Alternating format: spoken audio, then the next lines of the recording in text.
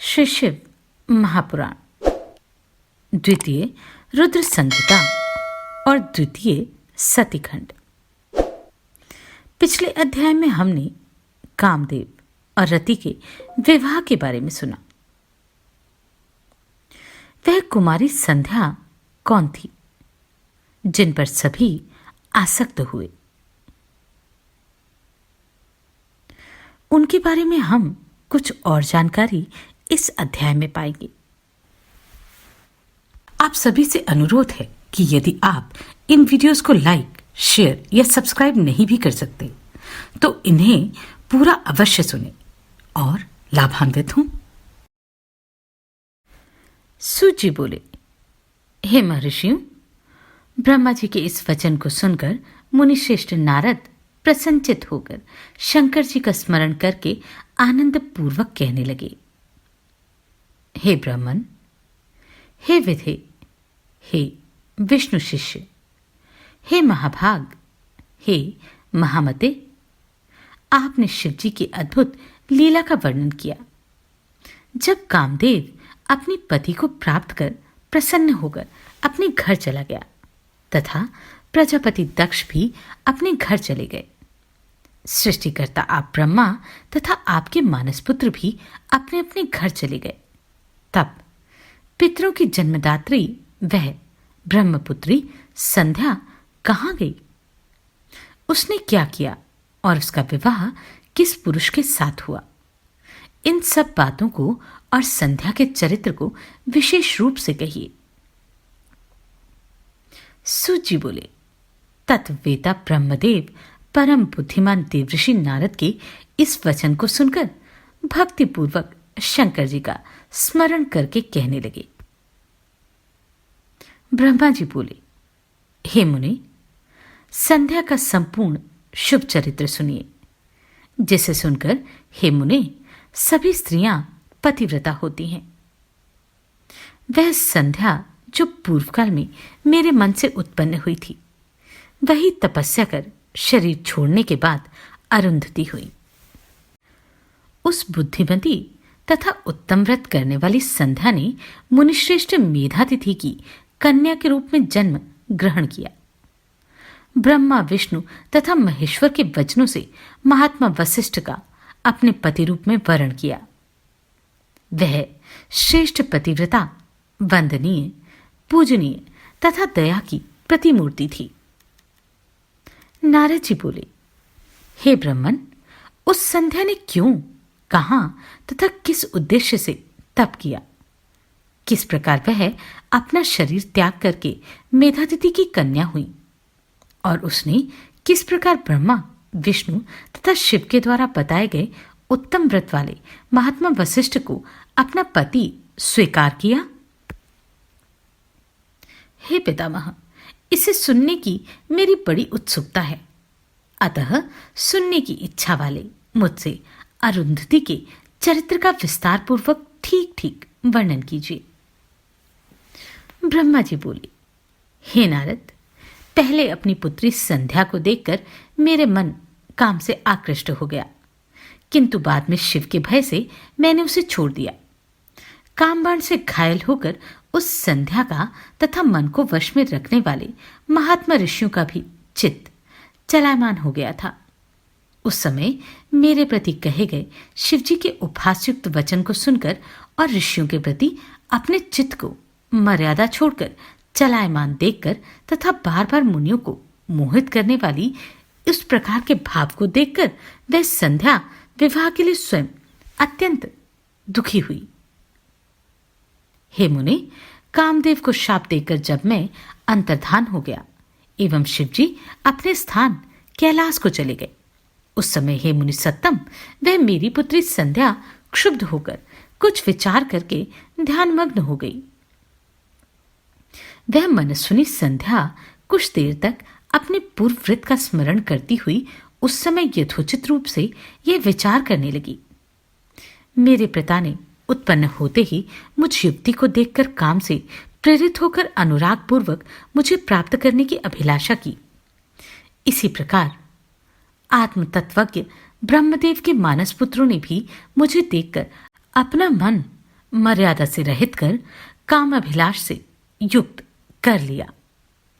इस दुरात्मा कामदेव ने मेरे भी चित्त को मत डाला, जिससे सभी मुनियों को देखकर मेरा मन बहुत चंचल हो गया।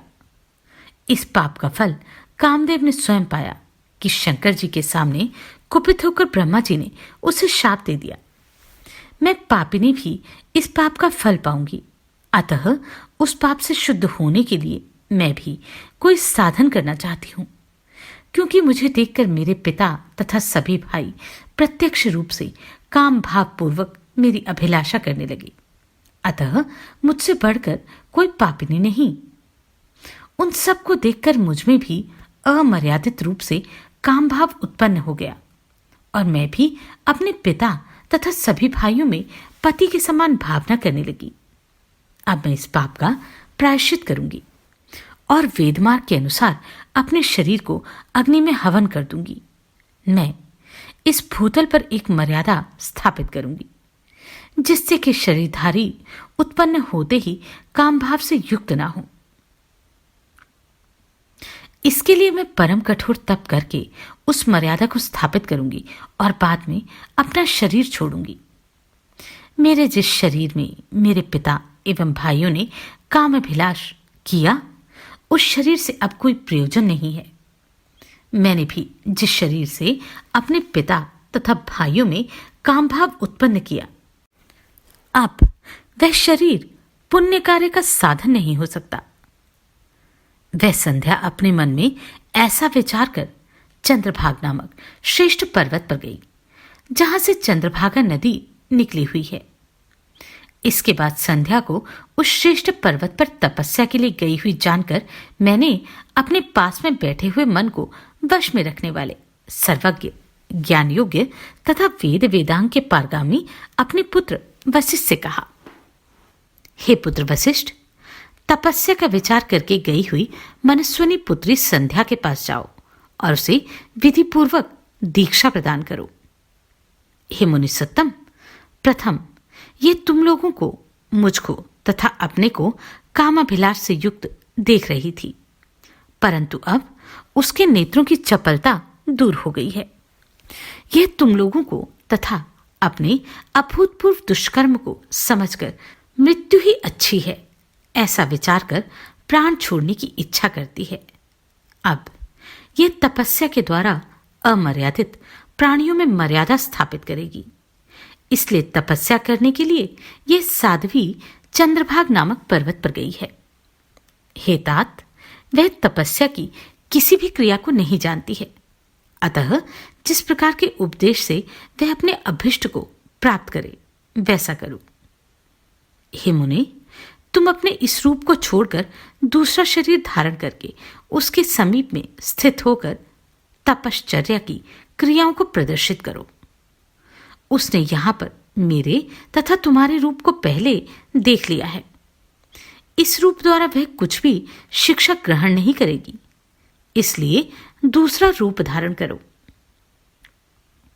ब्रह्मा जी बोले, हे नारद, इस प्रकार दयालु मुनि वशिष्ठ जी ने मुझसे आज्ञा प्राप्त की और तथास्तु ऐसा कहकर वे संध्या के समीप गए। वशिष्ठ जी ने वहां मानसरोवर के समान गुणों से परिपूर्ण देवत्सर को देखा तथा उसके तट पर गई हुई उस संध्या को भी देखा। उज्जवल कमलों से युक्त वह देवसर तट पर स्थित संध्या द्वारा इस प्रकार शोभित हो रहा था मानो प्रदोष काल में उदित चंद्रमा तथा नक्षत्रों से युक्त आकाश रात्रि में सुशोभित हो रहा था। कौतूहल युक्त वशिष्ठ जी सुंदर बहों वाली उस संध्या को देखकर बृहल्लोहित नामक उस तालाब की ओर देखने लगे। उन्होंने उसी चंद्रभाग पर्वत के शिखर से दक्षिण समुद्र की ओर जाने वाली चंद्रभागा नदी को देखा।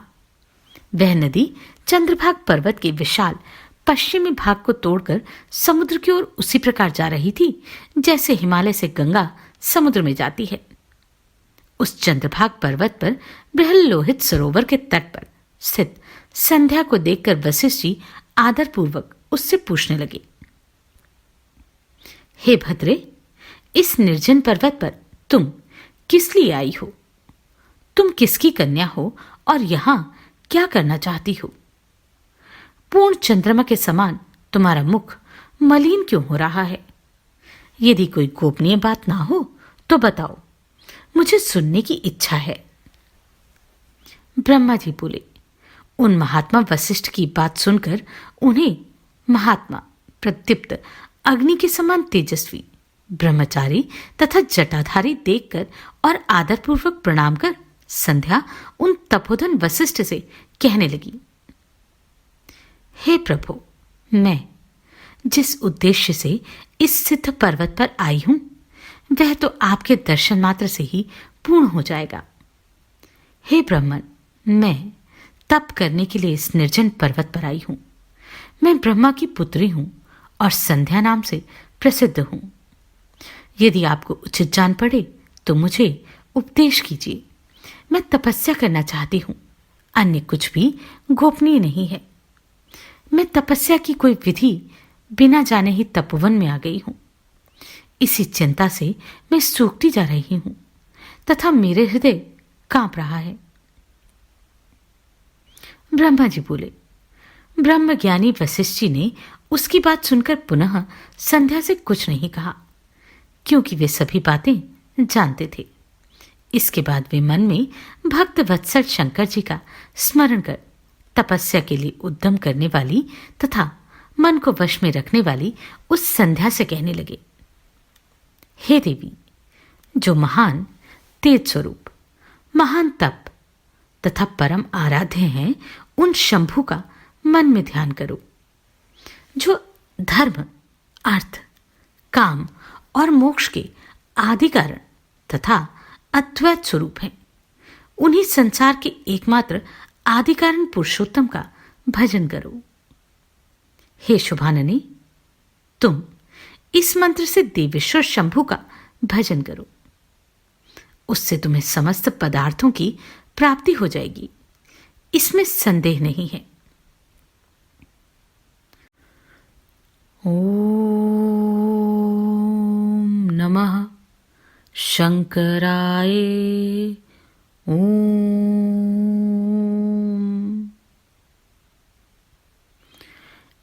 इस मंत्र से मौन होकर इस प्रकार तपस्या का प्रारंभ करो। तुमको बता रहा हूं विशेष विधि, वह भी सुनो। मौन होकर स्नान तथा मौन होकर सदाशिव की पूजा करनी चाहिए।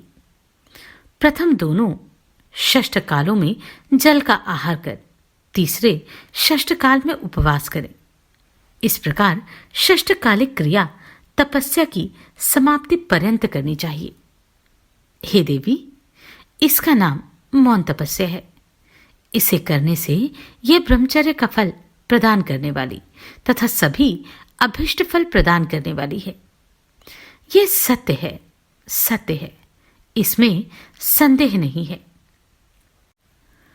इस प्रकार चित्त में विचार करके सदाशिव का गहन चिंतन करो। ऐसा करने से वे तुम्हारे ऊपर प्रसन्न होकर शीघ्र ही अभिष्ट फल प्रदान करेंगे। ब्रह्मा जी बोले, इस प्रकार मुनि वशिष्ठ वहां बैठकर संध्या को तपस्या की यथोचित विधि बताकर अंतर्धान हो गए। हे पुत्रवर, हे महाप्राग, आप संध्या के द्वारा किए गए महान तप को सुनिए, जिसके सुनने से पाप समूह उसी क्षण निश्चय ही नष्ट हो जाता है।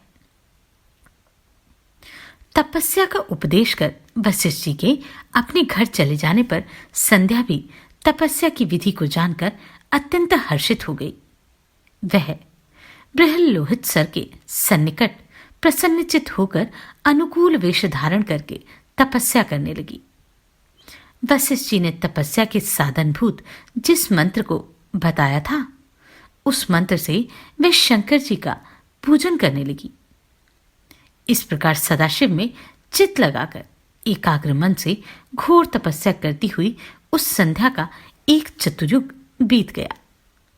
उसके पश्चात उस तपस्या से संतुष्ट हुए शिवजी उसके ऊपर प्रसन्न हो गए और बाहर भीतर तथा आकाश में उसे अपना विग्रह दिखाकर वह शिवजी के जिस रूप का ध्यान करती थी, उसी रूप से उसके समक्ष प्रकट हो गए।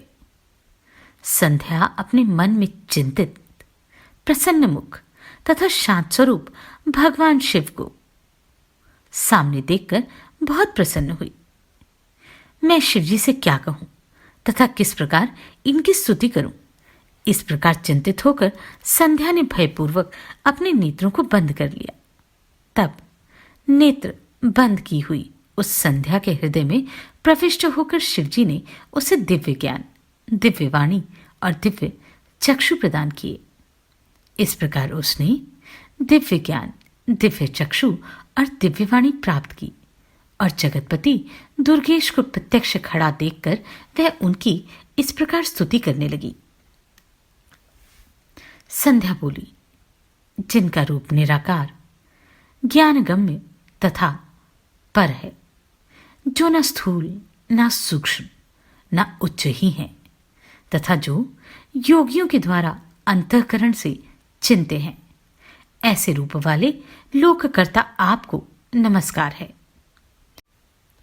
जिनका रूप सर्वस्वरूप, शांत, निर्मल, निर्विकार, ज्ञान से परे, अपने प्रकाश में स्थित, विकार रहित, आकाश मार्ग स्वरूप एवं अंधकार मार्ग से परे तथा प्रसन्न रहने वाला है, ऐसे आपको नमस्कार है। जिनका रूप एक, अद्वितीय, शुद्ध, दैदीप्यमान, माया रहित, चिदानंद सहज, विकार रहित, नित्यानंद स्वरूप, सत्य और विभूति से युक्त, प्रसन्न रहने वाला तथा समस्त श्री को प्रदान करने वाला है, उन आपको नमस्कार है। जिनका रूप महाविद्या के द्वारा ध्यान करने की योग्य, सबसे सर्वथा भिन्न, परम सात्विक, ध्येय स्वरूप, आत्मस्वरूप, सारस स्वरूप, संसार सागर से पार करने वाला और पवित्र को भी पवित्र करने वाला है, उन आपको नमस्कार है। जिनका आकार शुद्ध रूप, मनोज्ञ, रत्न के समान स्वच्छ, कर्पूर के समान गौरवर्ण और हाथों में वर, अभय मुद्रा, शूल मुंड को धारण करने वाला है, उन आप योग युक्त सदाशिव को नमस्कार है। आकाश, पृथ्वी, दिशाएं, जल, ज्योति और काल जिनके स्वरूप हैं, ऐसे आपको नमस्कार है। जिनके शरीर से प्रधान एवं पुरुष की उत्पत्ति हुई है, उन अव्यक्त स्वरूप आप शंकर को बारंबार नमस्कार है। जो ब्रह्मारूप होकर सृष्टि करते हैं, विष्णु रूप होकर पालन करते हैं तथा रुद्रूप होकर संहार करते हैं, उन आपको बारंबार नमस्कार है। कारणों के कारण दिव्य, अमृत स्वरूप, ज्ञान संपदा देने वाले, समस्त लोगों को ऐश्वर्य प्रदान करने वाले, प्रकाश स्वरूप तथा परात्पर शंकर को बारंबार नमस्कार है। जिनके अतिरिक्त यह जगत और कुछ नहीं है, जिनके पैर से पृथ्वी, दिशाएं, सूर्य, चंद्रमा, कामदेव तथा बहिर्मुख, अन्य देवता और नाभि से अंतरिक्ष उत्पन्न हुआ है, उन आप शंभु को मेरा नमस्कार है। हे हर, आप सर्वश्रेष्ठ तथा परमात्मा हैं। आप विविध विद्या हैं, सद्ब्रह्म, परब्रह्म तथा ज्ञान परायण है।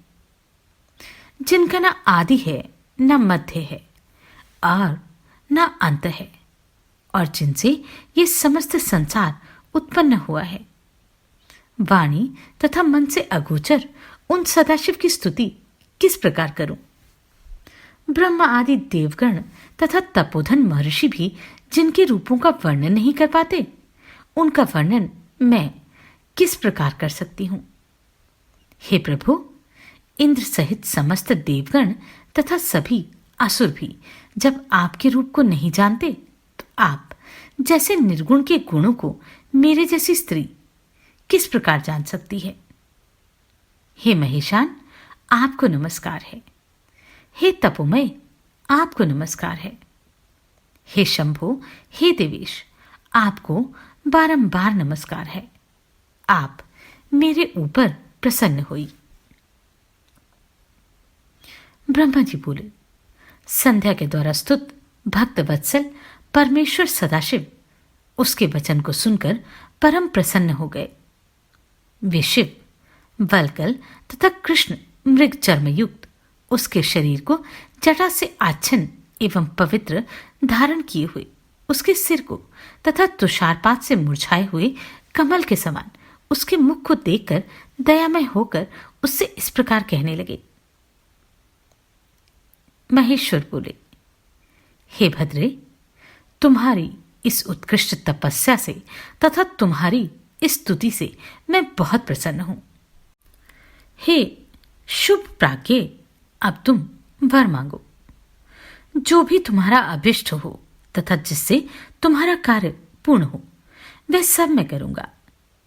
हे भद्रे, तुम्हारी इस तपस्या से मैं परम प्रसन्न हूं। ब्रह्मा जी बोले, महेश्वर का वचन सुनकर संध्या बड़ी प्रसन्न हुई और उन्हें बारंबार प्रणाम कर इस प्रकार कहने लगी। संध्या बोली, हे महेश्वर, यदि आप प्रसन्नतापूर्वक वर देना चाहते हैं, यदि मैं आपसे वर प्राप्त करने योग्य हूं तथा यदि मैं उस पाप से सर्वथा विशुद्ध हो गई हूं, और हे देव, यदि आप इस समय मेरे तप से प्रसन्न हैं, तो पहले मैं यह वर मांगती हूं, उसे दीजिए। हे देवादिदेव, इस आकाश तथा पृथ्वी में उत्पन्न होते ही कोई भी प्राणी सत्य कामयुक्त ना हो। हे प्रभु, मैं अपने आचरण से तीनों लोकों में इस प्रकार प्रसिद्ध हूं जैसी और कोई दूसरी स्त्री ना हो। एक और वर मांगती हूं, मेरे द्वारा उत्पन्न की गई कोई भी संतति सकाम होकर पतित ना हो, और हे नाथ, जो मेरा पति हो वह भी मेरा अत्यंत सुहृद बना रहे। मेरे पति के अतिरिक्त जो कोई भी पुरुष मुझे सकाम दृष्टि से देखे, उसका पौरुष नष्ट हो जाए और वह नपुंसक हो जाए। ब्रह्मा जी बोले, निष्पाप संध्या के इस प्रकार के वचनों को सुनकर तथा उससे प्रेरित होकर भक्त वत्सल भूत भावन शंकर प्रसन्नचित होकर कहने लगे। हे देवी, हे संध्या, मेरी बात सुनो। तुम्हारा पाप नष्ट हो गया। अब मेरा क्रोध तुम्हारे ऊपर नहीं और तुम तप करने से शुद्ध हो चुकी हो। हे भद्रे, हे संध्या, तुमने जो जो वरदान मांगा है, तुम्हारी श्रेष्ठ तपस्या से परम प्रसन्न होकर मैंने वह सब तुम्हें प्रदान कर दिया। अब प्राणियों का प्रथम शैशव अर्थात बाल भाव, दूसरा कौमार भाव, तीसरा यौवन भाव तथा चौथा वार्धक्य भाव होगा। शरीरधारी तीसरी अवस्था आने पर सकाम होंगे और कोई कोई प्राणी दूसरी के अंत तक सकाम होंगे। मैं तुम्हारी तपस्या से संसार में यह मर्यादा स्थापित कर रहा हूं कि शरीरधारी उत्पन्न होते ही सकाम नहीं होंगे। तुम इस लोक में ऐसा सतीभाव प्राप्त करोगी जैसा तीनों लोकों में किसी अन्य स्त्री का नहीं होगा। तुम्हारे पति के अतिरिक्त जो तुमको सकाम दृष्टि से देखेगा वह तत्काल नपुंसक होकर दुर्बल हो जाएगा। तुम्हारा पति महान भाग्यशाली, तपस्वी तथा रूपवान होगा। वह तुम्हारे साथ 7 कल्पों तक जीवित रहेगा। इस प्रकार तुमने जो जो वर मुझसे मांगा, उन सभी वरों को मैंने प्रदान किया। अब मैं तुम्हारे जन्मांतर की कुछ बातें कहूंगा। तुम अग्नि में अपने शरीर का त्याग करने की प्रतिज्ञा पहले ही कर चुकी हो, अतः उसका उपाय मैं तुमको बता रहा हूं। उसे निश्चित रूप से करो। वह उपाय यही है कि तुम महर्षि मेधातिथि के 12 वर्ष तक चलने वाले यज्ञ में प्रचंड रूप से जलती हुई अग्नि में शीघ्रता से प्रवेश करो। इस समय मेधातिथि इसी पर्वत की तलहटी में चंद्रभागा नदी के तट पर तपस्वियों के आश्रम में महान यज्ञ कर रहे हैं। वहां तुम अपनी इच्छा से जाकर मेरे प्रसाद से मुनियों से अलक्षित रहती हुई अग्नि में प्रवेश कर जाओ फिर तुम यज्ञाग्नि से प्रकट होकर मेधातिथि की पुत्री बनोगी। तुम्हारे मन में जो कोई भी श्रेष्ठ पति के रूप में वांछनीय हो, उसे अपने अंतःकरण में रखकर अग्नि में अपना शरीर छोड़ना। हे संध्या, तुम इस पर्वत पर 4 युग से घोर तपस्या कर रही हो। कृतयुग के बीत जाने पर और त्रेता का प्रथम भाग आने पर दक्ष की जो शील संपन्न कन्या उत्पन्न हुई, वे यथायोग्य विवाहित हुई। उनमें से उन्होंने 27 कन्याएं चंद्रमा को विवाह विधि द्वारा प्रदान की, किंतु चंद्रमा उन सभी को छोड़कर रोहिणी में प्रीति करने लगा। इस कारण जब दक्ष ने क्रोध से चंद्रमा को शाप दे दिया, तब सभी देवता तुम्हारे पास आए थे। हे संध्या, उस समय तुम मेरा ध्यान कर रही थी, इसलिए वे देवगण जो ब्रह्मा जी के साथ आए हुए थे, तुमने उनकी तरफ देखा नहीं, क्योंकि तुम आकाश की ओर देख रही थी। अब तुमने मेरा दर्शन प्राप्त कर लिया है। तब ब्रह्मा जी ने चंद्रमा के शाप को दूर करने के लिए इस चंद्रभागा नदी का निर्माण किया है। इसी समय यहां मेधातिथि उपस्थित हुए थे। तपस्या में उनके समान ना तो कोई है, ना कोई होने वाला है, और ना कोई हुआ है। उन्होंने ही इस चंद्रभागा नदी के तट पर विधिपूर्वक ज्योतिष्ठम यज्ञ का आरंभ किया है। वहां अग्नि प्रज्वलित हो रही है, उसी में अपने शरीर को छोड़ो। इस समय तुम अत्यंत पवित्र हो, तुम्हारी प्रतिज्ञा पूर्ण हो। हे तपस्विनी, अपने कार्य की सिद्धि के लिए मैंने यह विधि बताई है। अतः हे महाभागे, तुम यहां मुनि के यज्ञ में जाओ और इसे करो। इस प्रकार वे देवेश उसका हित करके वहीं अंतर्धान हो गए। तो संध्या को शिव ने मेधातिथि की अग्नि में शरीर का त्याग करने को कहा। आगे क्या हुआ, वह कैसे अरुंधति के रूप में उत्पन्न हुई और कैसे उनका विवाह हुआ, जानते हैं अगले अध्याय में। आप सभी को कोटि कोटि साधुवाद। आपने इन वीडियोस को इतना प्रेम दिया। नमस्कार, मैं आभा शर्मा जावास। यदि आपको मेरा ये प्रयत्न सराहनीय लगा हो तो मुझे सब्सक्राइब करके प्रोत्साहित करें।